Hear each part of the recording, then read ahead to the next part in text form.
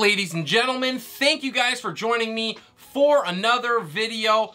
And I'm gonna try something new this week. I wanna do a week in review. So I'm gonna look at all 14 games that were played from Thursday to Sunday and then talk about what we learned fantasy football wise from these games. How are we going to adjust the players' values for the rest of the season? Please consider dropping a like on this video. Subscribe to the channel. It helps me out a ton. I cannot thank the support that I've gotten from my current subscribers.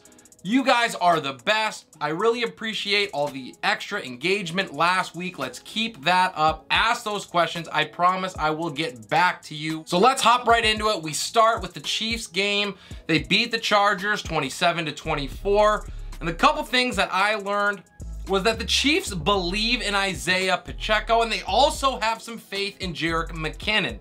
So even though CEH has put up solid numbers at the end of the day, when you look at the stat line through 2 weeks, he is still splitting touches in what is a mess of a backfield.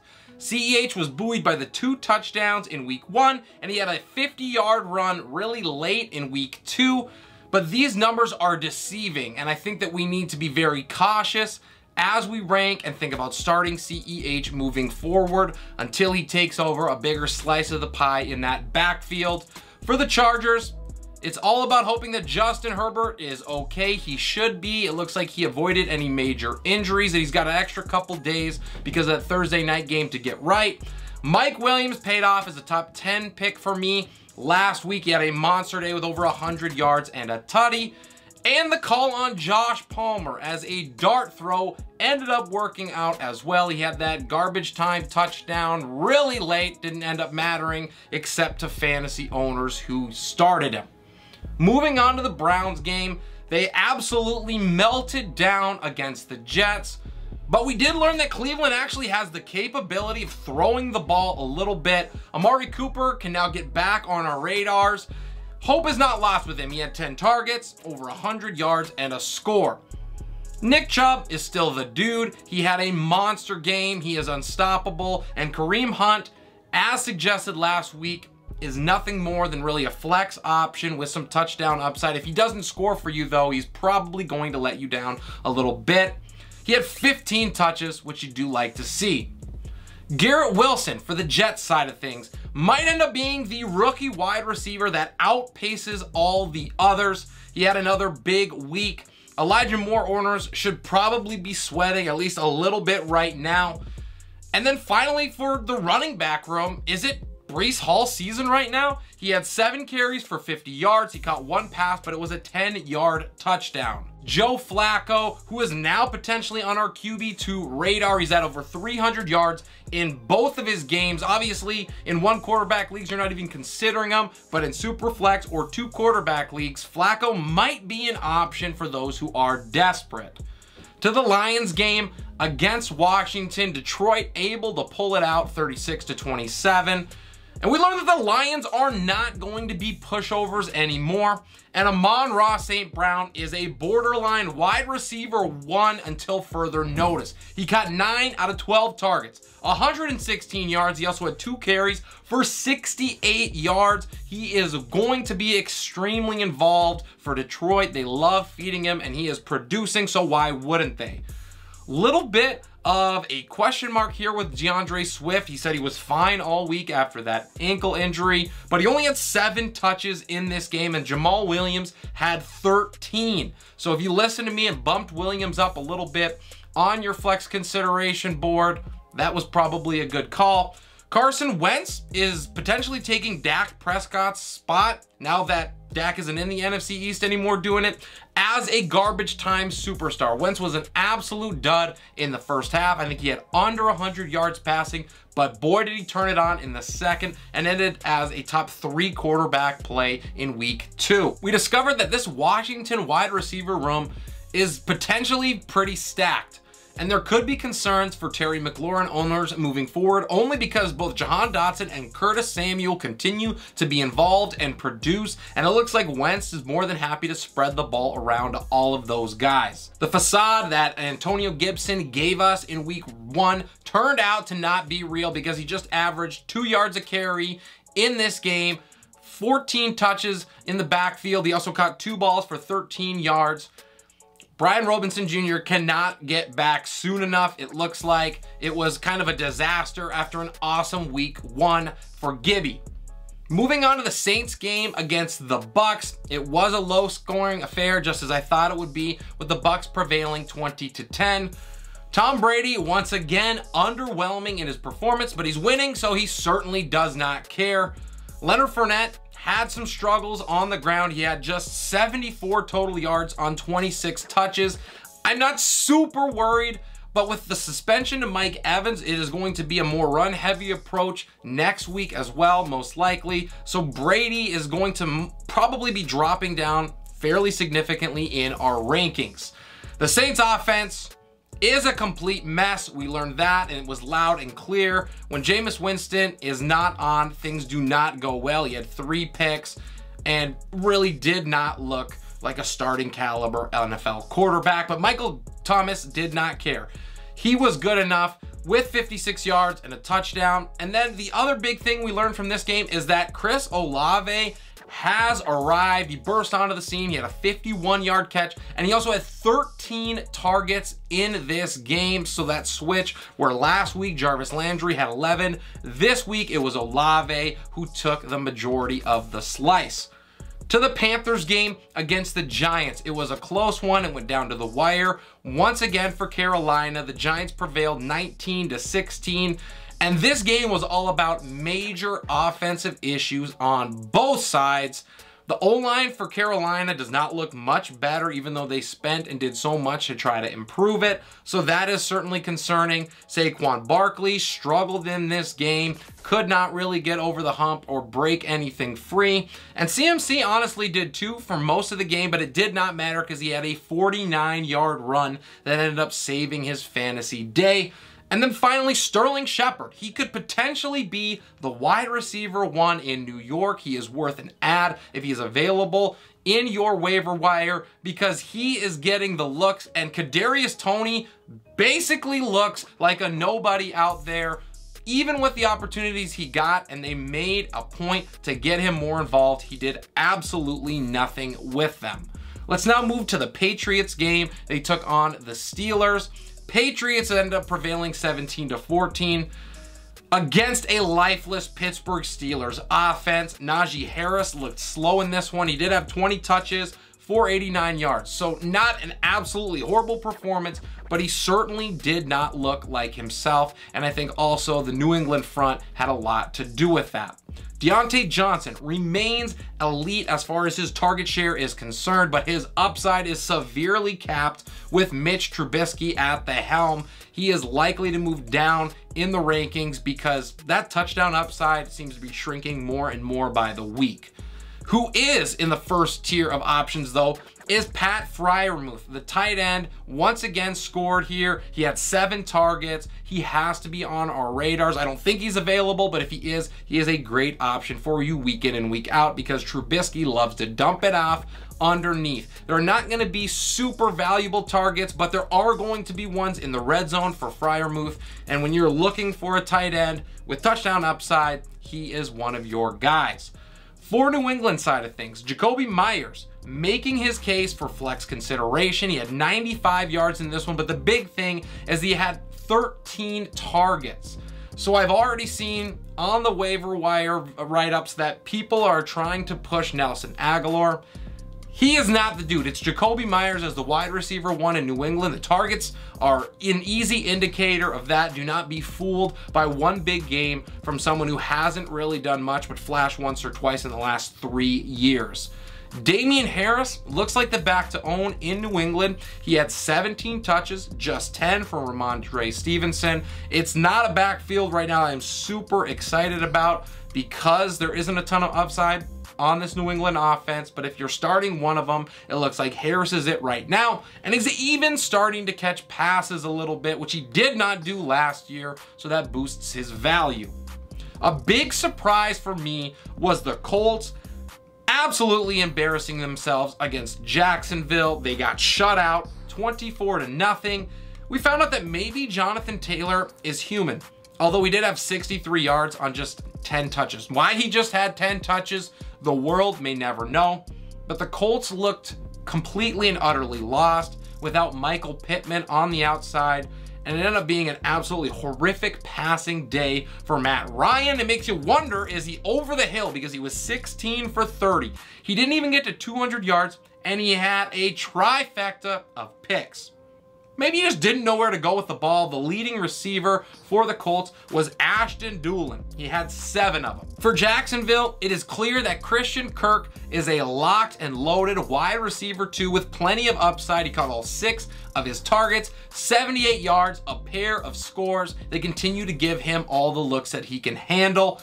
James Robinson in the backfield still owns that place for now. However, he had 25 total touches and he only had 78 yards. Now, once again, he scored to save owners' days, but that's about 3 yards a touch. And I can't imagine that Jacksonville is going to be excited to keep rolling him out there if that's the production they get. On the other hand, Travis Etienne had 12 touches, 53 yards, much more efficient in his usage. And we could see that flip-flop over the next couple weeks unless Robinson can really turn it around as far as efficiency is concerned. The other thing we learned is that Evan Ingram has to be on at least the tight end 2 radar. He has 12 targets over the first 2 games and he's caught 11 of them. You have to love that. And in a passing offense that is going to be throwing it a lot, you have to believe for the Jags, he has some upside as well. An awesome game, a great ending, was the Ravens blowing a big lead against the Miami Dolphins. Lamar put on a show in this game. He had over 300 yards passing, 3 scores through the air. He had an electric 75-yard touchdown run as well, but he was outstaged in this one by Tua Tagovailoa. Now, Rashad Bateman, he proved that he is that dude. He had over 100 yards and a score. And Devin Duvernay stuck around. He had a big 100-yard kick return touchdown to start the game, a couple catches, nearly 50 yards. So he is staying relevant in this offense. Mark Andrews continued to be par for the course. He had over 100 yards in this one. But I think something that's super clear is that the Ravens need J.K. Dobbins back yesterday. Baltimore's running backs combined for 15 carries and 33 yards. That is not going to do it, and hopefully either next week or at worst in week 4, Dobbins is back. If you haven't done it yet, go check out my buy-sell video from week 2. I do promote taking a shot at picking up J.K. Dobbins. I think he is certainly worth an ad, and he is going to be cheaper now than he ever is going to be the rest of the season. For Miami side of things, it was all about Tua Tagovailoa, 6 touchdowns, 469 yards. He absolutely balled out, and it was awesome to see. I said I wanted Tua to prove it to me, and boy, did he ever. And I think Miami also makes a case for, at worst, a top 10 offense in this league. They could be top 5 after how they absolutely showed out against the Ravens. In the backfield for Miami, it is still a carousel, and I still want nothing to do with it. This week, it happened to be Raheem Mostert with his 14 touches, taking on Chase Edmonds, who only had 6. Last week, we thought it was Edmonds for sure, and he's going to be the guy. You never know in Miami, and that apparently is going to remain the case.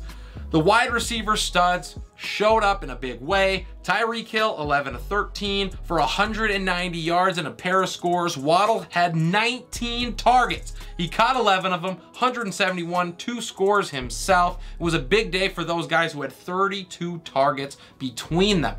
To the Rams game against the Falcons, it was closer than I thought it was going to be, though only at the end, as the Falcons made a frantic comeback that fell up short. Los Angeles showed they're going to be fine on offense, but that picks are still going to be an issue for Matthew Stafford. He threw 2 of them in this game. A big development in the backfield was Cam Akers, out-touching Darrell Henderson 17-10. Akers was fairly unimpressive, however. He had 62 total yards with all that work. Allen Robinson did end up having a decent game. He scored a touchdown and was much more involved for the Rams. On Atlanta side of things, Drake London is making his case as a wide receiver 2 option so far through 2 weeks. He's got 19 targets with 13 catches, 160 yards, and a score. He had 12 targets in week 2, and the next closest player, and I think this is very important, was Kyle Pitts, who just had 3. So Mariota obviously feels comfortable with London, threw his way a ton. I think that continues. And that also brings Mariota onto a super flex consideration as an option, because now with the emergence of London, we know he's got Kyle Pitts, who, do not panic guys, Pitts is going to break out of his funk, and he's still got Cordell Patterson too. So there are some weapons that he can take advantage of. And the other big thing is that these Falcons play Seattle next week. So that would be a good spot to start and give Mariota a chance. The 49ers rebounded big time against the Seahawks, even though they had a major loss in this one with Trey Lance going down for the season in the first quarter. That ankle got absolutely demolished. Hope and pray that everything is okay with him. But Jimmy G went in, did what he always does, dumped the ball off, hand the ball off, and the Niners defense were able to do the rest. Jeff Wilson is the guy in the 49er backfield. I know that Tyrion Price was involved in this game. He had 14 touches. I think it was 18 for Wilson, but that is a little bit misconstrued because most of the touches for Price were late in the fourth quarter with the game already in hand. Another plus is that Brandon Ayuk actually exists. He had 8 targets in this game, caught 5 of them for 63 yards. I'm not sure we're flexing him anytime soon, but if he can have another decent game like this, we could at least consider him. Debo does what he always does. He had a couple touches in the backfield, also caught a couple passes, having over 100 total yards. For Seattle, they just did not get it going on offense whatsoever. Tyler Lockett did have over 100 yards in this one. Some might think that he has flex appeal. I really don't know. I think it's going to be hard to start any Seahawks in the foreseeable future because this is an offense that could score 0 points on any given week, and that is not something that I want to chance with my lineup. Going to the Cowboys game, and what a surprise this was. I got this game completely wrong, ladies and gentlemen. I thought that Cincinnati was going to destroy Dallas, and Dallas hung around, had the lead, and then would not relent. Cincinnati is an absolute mess, both on offense and on defense. That offensive line, which is supposed to be one of the biggest, if not the most upgraded one in the entire league, has not shown that to be the case so far. I'm not panicking just yet, but Joe Mixon averaged under 4 yards a carry for the second straight week. He only averaged 3 yards per touch in this one. CeeDee Lamb looks like he's gonna be just fine, though he will not have that high ceiling that he did with Dak. He had 11 targets for 75 yards. Big development that we've been talking about for a while in Dallas's backfield is that Zeke may be in for a long or potentially short, depending on how you look at it, season. He had 16 touches here for 49 yards, but guess what? Tony Pollard had 13 touches for 98 yards. Once again, looking like the more explosive back, and sooner or rather than later, Dallas is going to go to the guy that's getting it done, and that has been Pollard more efficiently than Zeke. The final thing we learned is that the Cowboys defense is an absolute menace. They ate up Joe Burrow all day. Parsons was electric, getting in his face, hitting him. He made life miserable for Joe Cool. To the Denver game, with the Broncos having to come back against the Texans. This was an ugly one. It ended up being a 16-9 win for Denver. They are off to a rough start, and it's been pretty hard to watch after last week when I thought that Denver had no chance of losing to Seattle. They almost one-upped themselves and lost to the Texans. Do we need to be worried about Russell Wilson? He was 14 out of 31 in this game. He only threw for 219 yards with a single touchdown and a pick as well. He looks off, to say the least. Definitely needs to work on the timing, the rhythm, to get that offense kick-started because it has been a nightmare so far. Courtland Sutton, however, has been a nightmare, but only for the defenses he's been facing. He got 7 out of 11 balls, 122 yards in this one. And a lot of that has to do with Jerry Jeudy going out of this game with an injury. Now, it doesn't look serious or long-term for Jeudy with that rib injury, but we need to keep an eye on it because if it's just Courtland Sutton in the wide receiver room, He is going to the moon. He is going to be a top 12 option week in and week out. And then we always got to keep an eye on this backfield in Denver. It was a 60-40 split for Javante's favor this week. They both looked really good and efficient with their touches, nearly averaging 5 yards per. But that split is great to see for Williams owners. On the Texans side of things, it could be Dameon Pierce season, ladies and gentlemen. He had 15 carries, he caught a ball, 77 total yards. Now, he didn't score, but he got all of the touches in this backfield. Rex Burkhead only had a pair of catches, and that was it. So it looks like they are transitioning now to Dameon Pierce being the starting running back, and it only took 2 weeks. Brandon Cooks, he caught 4 balls. He did have 10 targets in this one, and he also dropped a touchdown. So it could have been a much bigger day for him, a little bit of a letdown for owners, but he is going to remain the target hog in this offense. Over to the Arizona game, it was an awesome comeback for the Cardinals. They squeeze it out in overtime, 29-23. Vegas just could not seal the deal. For Davante Adams, he had a great start to this one, caught an early touchdown, but then he disappeared. He had just 2 catches on the 7 targets he received for 17 yards. So a little bit concerning, and a lot of that has to do with this Raiders O-line, which looks like a massive problem. And we knew that that was going to happen. We thought they would be able to get it out quick enough to kind of mitigate some of that, but in this one, that was not the case. Josh Jacobs looked pretty good. He had 20 touches, 81 total yards. He was solid, definitely not spectacular, but especially when we consider that offensive line, you can't really ask much more from him. For Arizona, it was Kyler Murray to the rescue. He did a little bit of everything, saving the Cardinals on multiple occasions, on multiple 4th and 3rd downs. The other thing is Greg Dortch, wide receiver for Arizona, might have to be rostered. Now, I am not going to promote getting him in our lineups just yet, but so far he's looked like the most efficient and the most consistent receiver for Arizona. That is obviously going to change once Rondale Moore returns and Nuke is back.